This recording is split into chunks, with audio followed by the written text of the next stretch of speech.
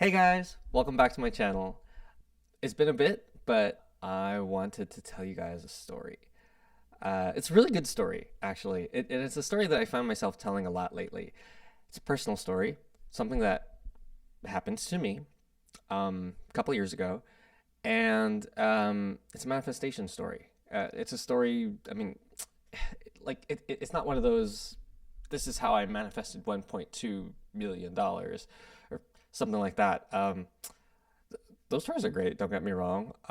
It's really fun, but every time I hear those stories, I'm like, that's good for you, you know. But I'm not like about to manifest $1.2 million, you know. So, um, but like, I think my story is kind of interesting because every time I tell it, I feel like no matter who you are, you can kind of take something away from it. And I personally redraw on this experience that happens to me all the time. So even myself, I learn from my own story.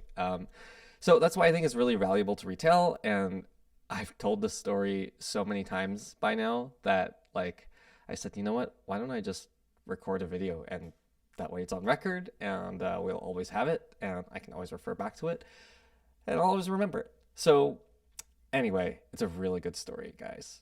Uh, so without further ado, here we go. Um, So, like a couple of years ago, I was working for this company, and it's one of those bigger hierarchical tech companies that just has all this corporate organizational structure kind of stuff, right?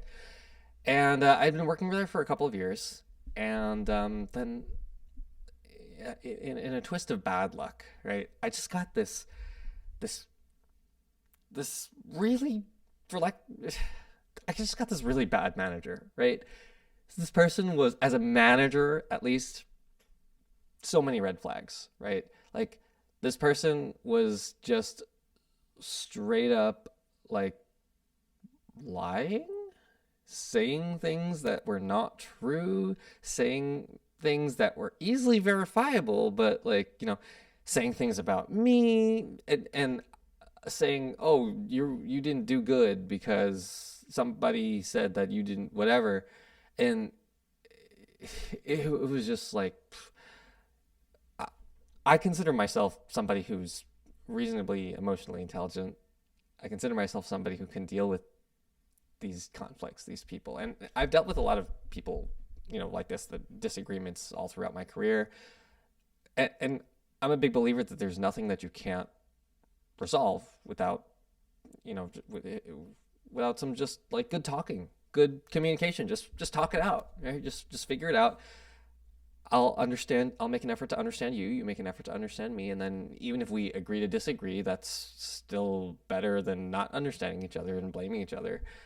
Um, but this person, I kind of feel like they were like a manager that maybe my parents or my grandparents' generation would have to deal with, and I was like, how in this modern day and age do I have to deal with someone who's like lying, cheating, and stealing like this egregiously, right? And I won't get into like the details of how it is, and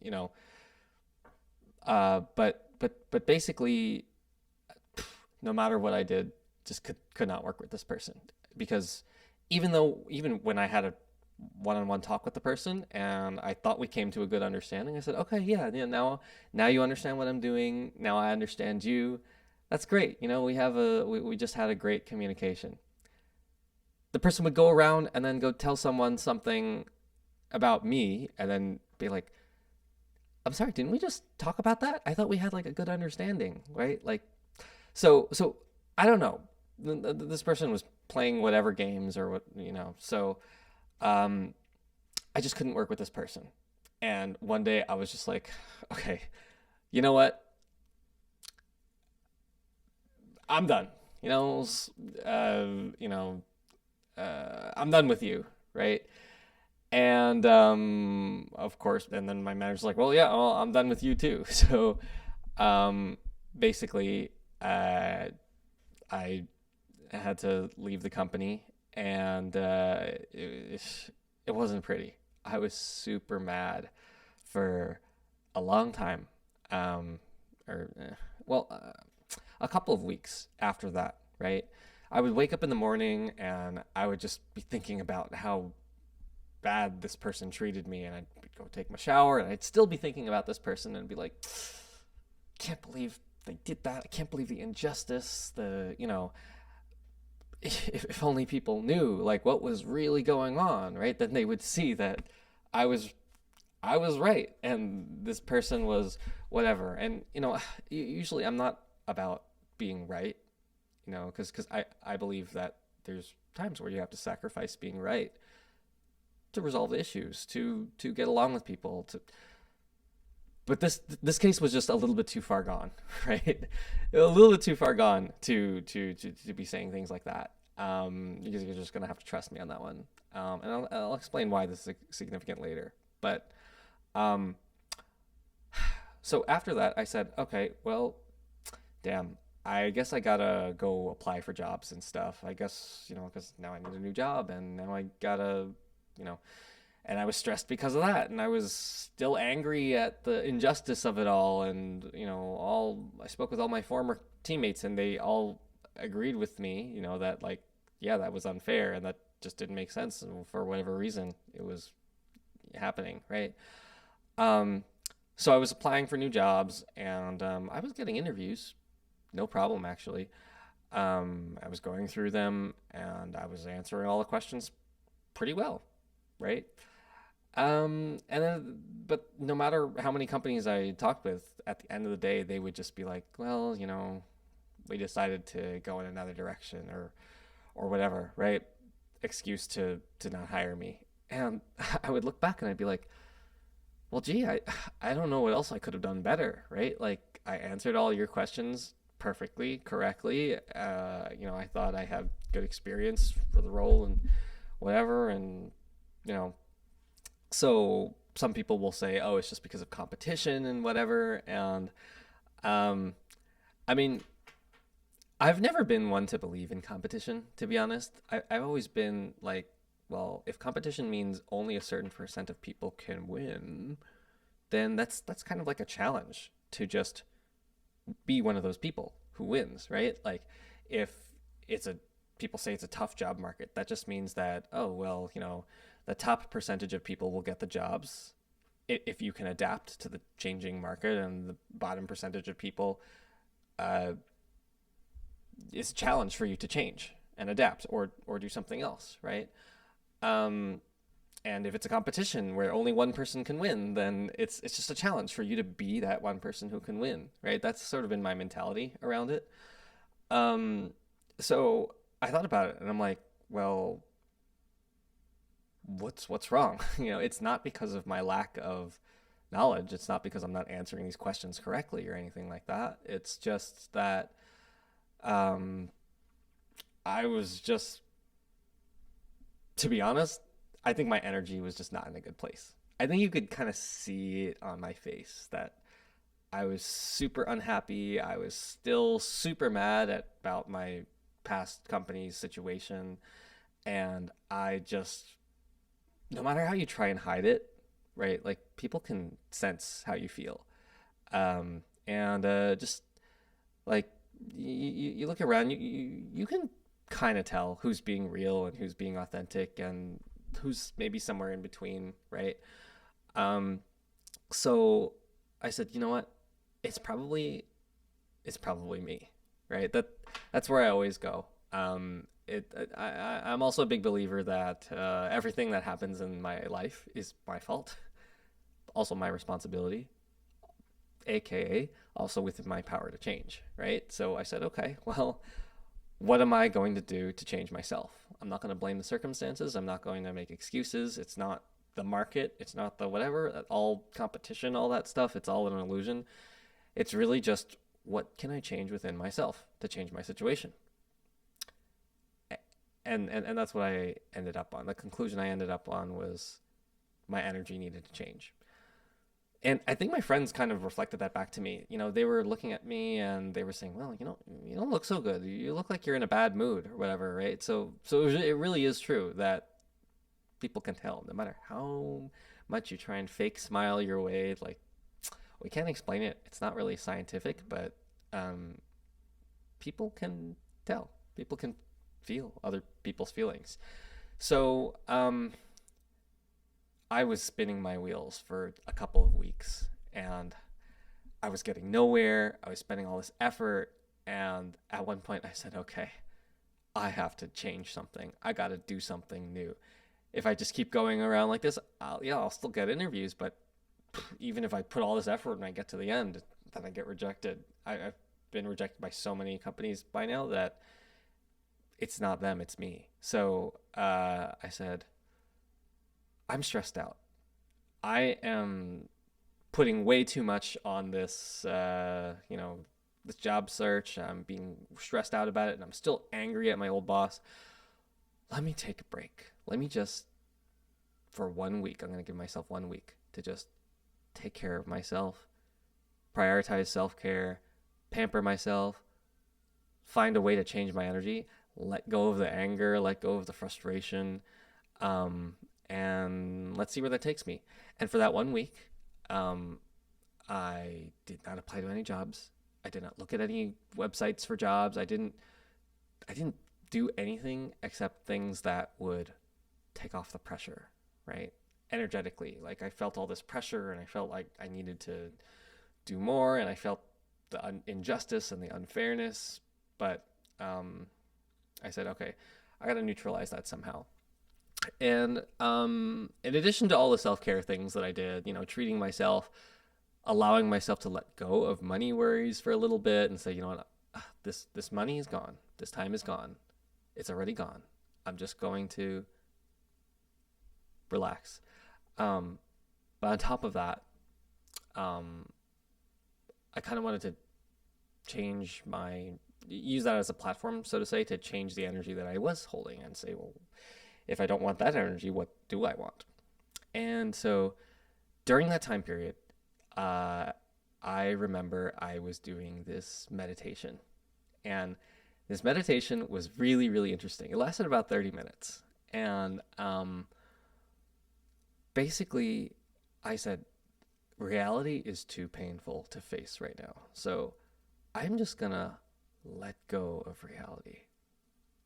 So I sat down in like those bean bags behind me. I just sit there and laid there, closed my eyes, and I said, okay, this world does not matter. This fake matrix world, it's not real. It doesn't matter. I'm letting go of it because it's also painful to live in right now. And I'm going to make a new world for myself. So, what do I want in this new world? I said, oh, hey, look, it's my terrible boss coming up to me in this new world. And, oh, wow, she's holding something. What is she holding? Some paper. And she says to me, oh, William, I'm so sorry for everything I ever did to you.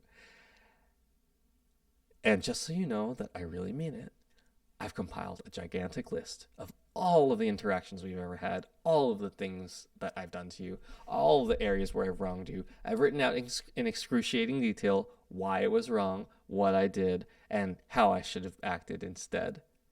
And here you go. Here's that list of acknowledgments. I'm so sorry. And you know what? I'm not going to stop there because you deserved better than you got. So you know what? We decided we're going to give you a huge monetary bonus. Here it is. You're just going to get like, $1 million. I don't remember what I said at the time, but here, you're going to get a pile of money. And it's not just that, because I don't want to keep this to myself. I want everybody to know that you were right and I was wrong. So we decided to tell the whole team, and we decided to throw a party, actually with the whole department. Why stop there? With the whole department to celebrate all of the times that you were right and all of the decisions that you made that were right and that I tried to get in your way and I was wrong, just to acknowledge how special and important you were to this company. And, we decided to tell the CEO, we decided to tell all of the higher upper leaders so that, you can be recognized and they could know exactly what happened, exactly all the conversations that went on behind closed doors where I abused you and I mistreated you. They now know what really happened. And you know what? I'm not even going to stop there. We want the whole world to know how I mistreated you. So I decided to go to the New York Times and I decided to sell them this amazing story about how you were right all along. You were just trying to do the right thing by the company. And because I was either jealous or just, I, I don't know what I was doing, I was just getting in your way. And now the entire world knows because it's being widely circulated in the news about what really happened, why you were right all along, and we finally acknowledge that. And oh, and also one other thing, which was I think at the time I wanted to go for a promotion, and clearly she stopped me from getting it, and she said, "Oh yeah, and yeah, you've got that promotion, you've got that higher position that you've always wanted, you've got that stamp of authority, that symbol that now, yes, you really are that valuable. We've officially acknowledged that you're, that level of value of an employee." So, what happened after I opened my eyes? I felt so great, just bathing in that fantasy for about 30 minutes. And this is not one of those meditations where you just sit and you just think about a pile of money and then you're like, oh, I'm manifesting money. I'm visualizing the money in front of me. Oh, there's a pile of money. And then I open my eyes and I'm like, where's the money? Right? No, it wasn't like that. Like, my energy changed. My feelings really changed. I really felt good. And if I really think about it, like, what was the energy that I was holding before then? It was the energy of not being seen or heard, right? Not having people know what my value was, me feeling like I'm a worthy, valuable person, and you know, nobody knows, nobody cares, nobody acknowledges, nobody knows that I was just trying to do the right thing, by the company. And I was the one who was looking like the bad guy because people will look at me and say, "Oh, look, well, he got, you know, pushed out, so he must be the one in the wrong because we trust the authorities, right?" And I was just like, you know, I just, it's kind of like this. It's like, you watch a movie sometimes, and in the movie, the main character is like, they know something that nobody else knows. They know the truth. And the whole movie, they're trying to tell people, and nobody believes them. Then finally, when the bad thing happens, when the bad guy's plan is revealed, or the whatever calamity that they were trying to avoid comes about, finally they're like, oh, that kid was right all along. And the kid was like, that's what I was telling you the whole time. And then everyone's like, we're so sorry we ever doubted you. And there's just like this huge release of like pent up frustration and anger of like no one believing you, right? That's exactly how I felt, right? First, I felt nobody believed me. Everyone thinks I'm a bad person. Everyone thinks I'm crazy or whatever, right? And then after having that simple meditation, like nothing changed. I was just like laying there and I didn't really do anything. All I did was create something new in my head. And I went from the energy of the person no one was believing to I finally got my comeuppance. I finally got my acknowledgement that I was craving all along. I finally got the proof that I'm worthy, right? And there was nothing wrong with me all along. It was their problem, right? So, um, after that happened, I think this week of self care ended, and it was a Sunday, and I was like, I'm feeling really good, right? Like my energy really did change. I don't feel so angry anymore. Every time I'm like take a shower before, I was just like, can't believe that freaking yeah. And I had already left the company, but I was still being tormented and tortured by this person that I'll probably never meet again because I was so mad. You guys don't know, understand how mad I was at this person, how the injustice, and maybe you guys can relate a little bit, right? If you've ever been mistreated by an employer before. I don't know how relatable that is, but anyway, so um, after that week, I said, my energy's better. I think I'm ready to apply to jobs again. So that Sunday, I sat down, I went on LinkedIn, and I just randomly cold applied for a job. And LinkedIn's like, oh, you and 500 other people also applied to this job. I'm like, yeah, whatever. That's how it is applying to jobs online. In within 5 minutes on a Sunday, the recruiter got back to me and she said, oh my God, William, you're the perfect person for this job. I cannot express how perfect you are. I've been searching for so long. And normally I have to tell the hiring manager, I have to show him your profile. I got to show him your resume and then see if he wants to talk to you. And I'm not even going to ask him because I already know he's going to want to talk to you. I already know. So I'm just going to put you on his calendar. And yeah, I'm not even going to ask him. I'm just going to put you on his calendar directly. And so I was like, great. And by the end of the week, I had talked with not only that manager, but like several key other key people in the company. By the following week, I had talked to even the CEO, and then they were like, you're so perfect. When do you want to start? And I was like, well, hold on, slow down a little bit, because all of a sudden, now that my energy's completely changed, everybody wants to talk to me, right? And really, I got all of a sudden got so much attention from all these other companies, and I ended up with several offers in my hands that and the original company even said, "Oh, by the way, you said you live in New York? Oh yeah, well." Whatever you saw the salary expectation was that we posted on LinkedIn, yeah, we can give you even more than that because you live in New York. And it ended up being like better than what I was getting previously. So that was great. Um, and I ended up getting two different offers that it boiled down to. And I went with that original company in the end because it just felt better, right? It just felt natural and safe, and I just clicked with those people a lot more.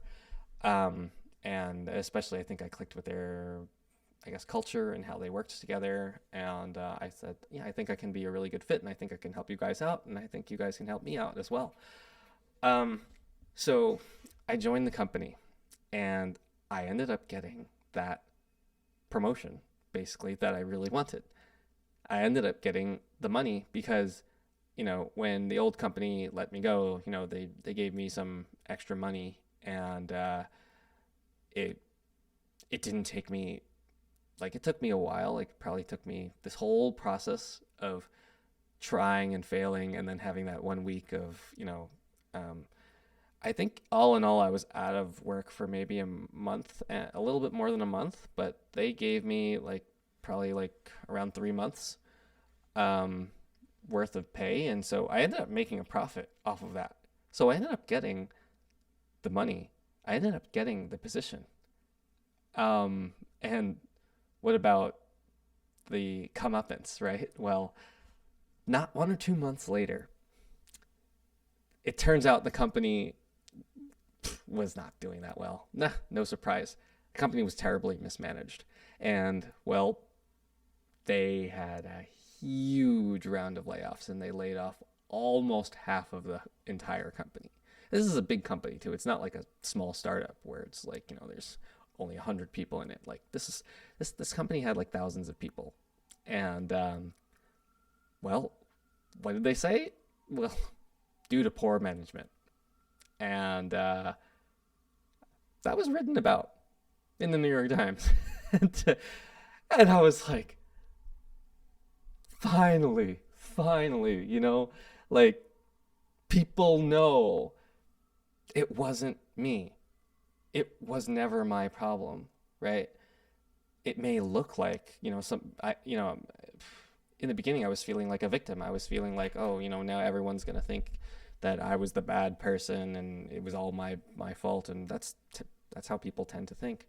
But I just got into another energy of, you know, I was right all along. There was nothing wrong with me all along.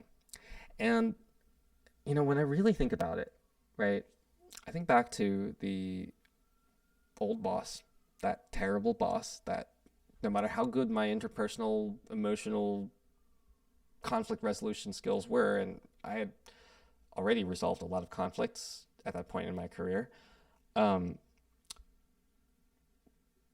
I, I just couldn't deal with that person, right? Remember?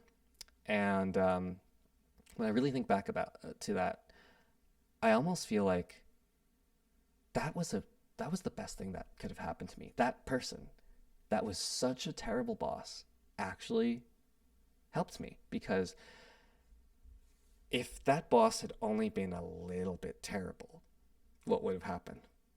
I probably would have worked it out with them. I would have found some way to smooth it over, but I would have stayed in this company that I was really not satisfied with. And I would have been miserable. And if I didn't get laid off in the bigger round of layoffs that happened after that, I would still continue to be miserable, right? I might not have made out, in the way that I did. It might not have worked out, and I had to get pushed out in order to land in the later company that really appreciated me, really thought that what I had to offer, the brand of who I am as an employee that I'm really confident in, and I really value myself. They wanted that. And in order to find that, I needed to get pushed out of my comfortable seat at that other company, right? Um, so sometimes you never know how something that looks bad on the surface can actually be good for you. And energetically, what was really happening? Well, I was just no longer a match for that company, right? They wanted to do whatever funny business they wanted to do, and I was like, that doesn't work with me. I was a different energy. I was like, I don't agree with that. I think we should be doing things in what I thought was a better way. And I held my ground, even if I was being persecuted somehow at that company. It's just because our energies were not matching, and when they don't match, you end up going a different direction. And in my case, it was for the better, because I ended up finding a place that matched me in the end. So isn't that interesting? Like, I just keep thinking back to that one meditation that I did, because, and people sometimes misunderstand the meaning of meditation, because meditation, like, it means different things to different people depending on where you are. But at the end of the day, it's really only effective if it succeeds in changing your energy. And I got everything that I asked for. Of course, I didn't get it exactly in the way that I asked for it, because my boss didn't come to me and say, "Oh, I'm so sorry, William. I was so terrible to you. Here's my personal apology to you." Like, that didn't happen. And no, she didn't go to the New York Times and say, oh, and she didn't give me a $1 million bonus. I still got something out of it, monetarily, but it didn't happen exactly the way that I thought. But um, in a way, I let go of this real this quote unquote real, which is not really real, this fake 3D world for just a second in order to create a new reality. That's what being delusional means. That just means detachment from the current reality, right? So I just detached from the current reality and I allowed myself to create a new reality. And I said, you know what? I'm not trying to create this new reality because I think that this is exactly how it's going to happen. You know, I don't think my boss is going to come crying to me and apologize to me and begging on her hands and knees. But that's not my goal. My goal is to get into a different energy. And if I can use that as a symbol to get into a better energy and then drop that picture and then just allow that energy to come to me in whatever way it comes, right? Then that's a successful manifestation, right? That's having no insistence on the outcome, um, and not getting mad that you didn't get that particular energy you wanted in the way you thought, right? Sometimes people get tripped up with thinking about money this way, right? They're like, oh, I'm visualizing money, and then when they open their eyes, they're like, oh, why isn't the money there? I thought I needed my money, and why isn't it here? Why isn't it here? Why isn't it here? When it's like, well, maybe you didn't want the money. Maybe you wanted the security that you think it could bring you, or the creativity that you think it could bring you, or the freedom that you think it could bring you. And those are different energies. Those are different things that to different people, right? And you might not be able to manifest the particular physical outcome the way that it physically manifests, but you will always get the energy, right? You will always get energetically what you're asking for. So if you're asking for abundance, then you'll get the abundance. Maybe not in the way that you thought, maybe not in the form of money, maybe you'll get it in a different way. And I kind of like this strategy of creating an image in your head in your meditation of something that's so outlandishly ridiculous. Like, there's no way my boss is going to come crawling on her hands and knees to apologize to me, right? But why do I like that better? Because it's so unbelievable that it's easy to let go of, right? Whereas if you make it something that's like somewhat plausible, and then, you start to have expectations like, oh, it's got to happen that way, right? But maybe that's actually not the best way for it to happen.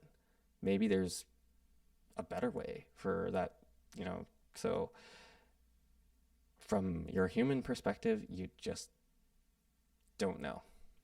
So anyway, I hope that was a really interesting and enlightening story for you guys. I've been telling this story so much because I have just been meeting a lot of different people that needs to hear it. And you don't necessarily have to be in the exact situation that I was in, but just kind of know that like sometimes the worst people in your life, sometimes they're there for a reason. They're there to help you. And with a little shift in perspective, you can let them help you, you know? Um, and it's also the idea of letting go of reality so that you can create a new one. Because sometimes what happens is we get stuck in a loop. We look at what's currently existing and we say, oh, I see things are like that. So I'm going to think like that. So then my energy's like that. And then I manifest that. And then I look at that. And then it just goes back and back and back and forth, right? You kind of need to detach from your current reality in order to create a new one. And every time you close your eyes, you can do that.